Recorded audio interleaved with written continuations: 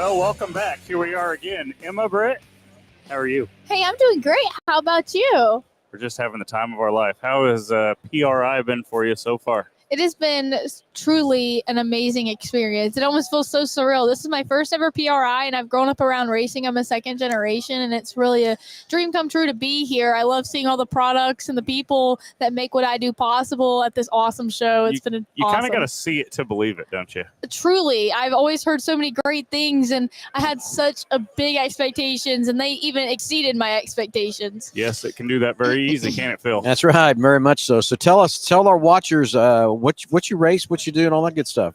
So my name's Emma Britt. I'm 17 years old, and I race the 38 Legend car. And I also own my own late model team, which I rent out my car. And we travel all across the country with that, as well as my Legend car. And I do driver development for Bandolero kids. And I'm in my senior year of high school, and I'm traveling around the country living the dream.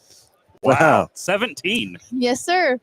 17. So you have your own late model too. Yes, sir. Okay. So where's the late model race? The late model races at Five Flag Speedway, Montgomery, Mobile, and Cordia, which is our local area. But of course, sometimes we put our hand a little bit in the Cars Tour, and we travel up, and we did Carteret some, and we did the River.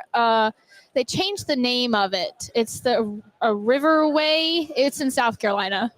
So is this all dirt or this all asphalt, right? All asphalt. All asphalt. Don't like the dirt? Not yet. I do want to get my hand into that, though. It looks a lot of fun. So Legend Cars is kind of been your thing. That's what you've been racing here as of late. So with your late model team, is that kind of like the next step for you, is to move into that super late model and kind of get onto that Cars Tour and into that scene? And absolutely, that's truly the dream. We have everything from a Bandolero to a super late model. We are very fortunate to have every car that I could possibly need to make the journey as possible. And of course, the long-term goal is NASCAR, but I do hope to become the best racer I can be and be the driver that they say I want her in my car, because I know she's going to perform well. And I feel like I've really accomplished that in the Bandolero, and that's why I can't wait to accomplish that in the Legend. And I'll try a late model. Hopefully next month I'll get to start testing and getting prepared for 2026. Awesome. So how long have you been running the Legend car? I've been running the Legend car only this year. I started in January, and this was my first year.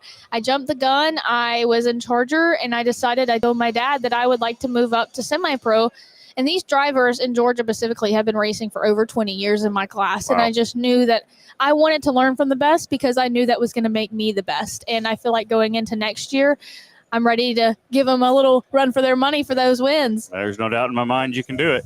Thank you. So what's a Bandolero car? So our listeners going to know what that is. So a Bandolero car was invented by Humpy Wheeler, and they have lawnmower. Oh, Humpy. Oh, yeah. They have the Bandolero engines are lawnmower engines, and Really? they get up to 60, and the fastest you'll see them is at the Las Vegas Bull Ring. They get up to 70 miles per hour, and they are very similar to a go-kart with a roll cage, and they look small, but they're very much mighty. And I raced those for 4 years, and I traveled all across the country, East Coast, West Coast, anywhere you can think of that hasn't ran a Bandolero. I've been there, and I've accomplished a lot and set a lot of track records and a lot of wins I didn't think were possible. And I'm really enjoying coaching kids in that now, and also watching drivers that we've taken from being a lap car to now track records everywhere and winning everywhere. And that makes me happy to try to mold our series and hopefully push that forward for the next generations that come on.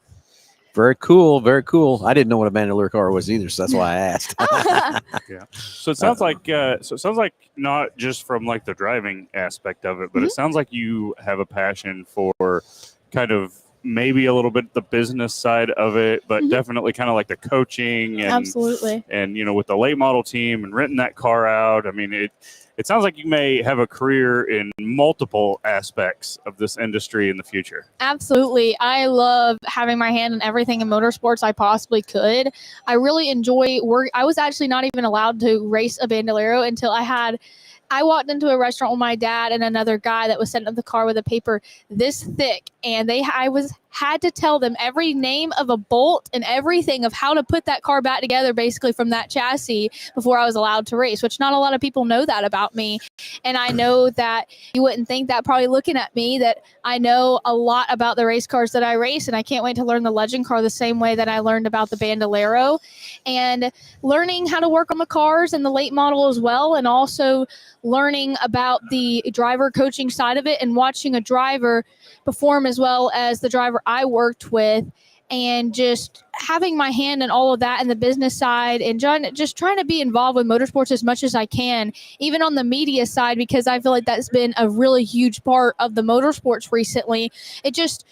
It goes so far with these media platforms. 100%. And I've been running social media for drivers. I run my own. I also have my own podcast called Hey Y'all with Emma Britt. And I try to have my hand in everything as much as I possibly can, because as I'm at this young age, I want to learn as much as I possibly can, because I want to go as far as I can. Well, you got some pretty good goals behind you, and your enthusiasm was the best part that I like about it. So Thank you. you do have a good goal, and you're young enough that you can accomplish a lot, and that's what I love about I call it the automobile world, because, we're a dealership and sell race parts, all that kind of stuff. There's so many fathom of things you can do in the racing world. You just got to put your mind to it and go after it. Absolutely. So tell me about your dealership. I heard a little bit about it. I'm curious. Just a little. Yeah. Well, we're in Wichita, Kansas, middle of Kansas, and we're a Ford store, and we stock a lot of Ford, sell a lot of Ford, sell a lot of used. But then we have the largest quick lane in the country, and we sell more tires than any Ford dealer in the country. Wow. So that's why the Hoosier thing kind of fits into play. It's why this race stuff fits into play. So we have the Ford store, we have Quick Lane, we have the race stuff, we have our Hoosier, we have a big warehouse full of all this stuff, and we got a nice big detail shop. We got our own advertising company That's too. awesome. So we got a big plan too. With a lot of stuff going on. That's awesome. So what if I told you that I am one of the few legend car drivers that actually has a Ford body? Is that right? Yes, sir. That's so y'all are cool. going to have to hook me up with some Ford. We're going to have to, aren't we? Absolutely. Yeah. So what Ford body are you running? So I'll have to show you a picture after this, and you'll see the difference between the grills. So the grills are different. They have a Chevy grill and they have a Ford grill, and I run a Ford grill. I always have. Well, that's cool. Very Thank cool. you. So what engine are you running in those legend cars? So the legend cars have evolved recently. So now the newest engine that's out right now that is in my race car is the MT09, and the older engine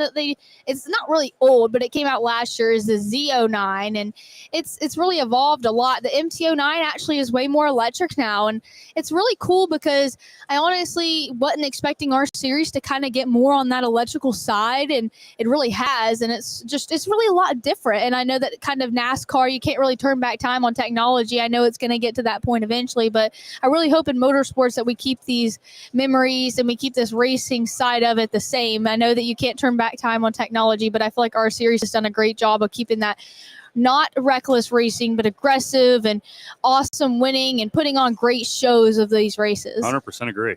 Yeah, and the technology, it just keeps evolving and evolving, just like in the new cars. Everything we see, me and Josh talk about how all of a sudden we think we've seen everything we can see, and here comes something new again, another neat creature feature or safety feature or something on these cars. So You think you've seen it all. You haven't seen anything yet. yeah. So when you say more electric, are you mean an electric motor, or are you saying more electronics?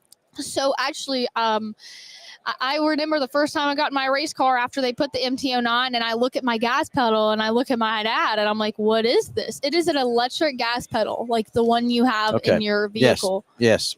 Drive by wire. Yes, yeah, sir. So that's cool. Yeah, very cool. So you're talking electronics. You didn't actually go. It's still an internal combustion engine. It's not a electric motor, correct? Yes. So there's a lot more just wires, and also it changes the way it shifts. It changes the whole way the car handles, and they're having to work on a lot of battery issues because it's killing the batteries because they've never had it take so much power like it is now. Like it does. So yes, you must not run an alternator on it, but the drive-by wires probably got a throttle position sensor. And next thing it's going to be is getting an electric steering. Yes, sir. Instead of hydraulics. So that's it.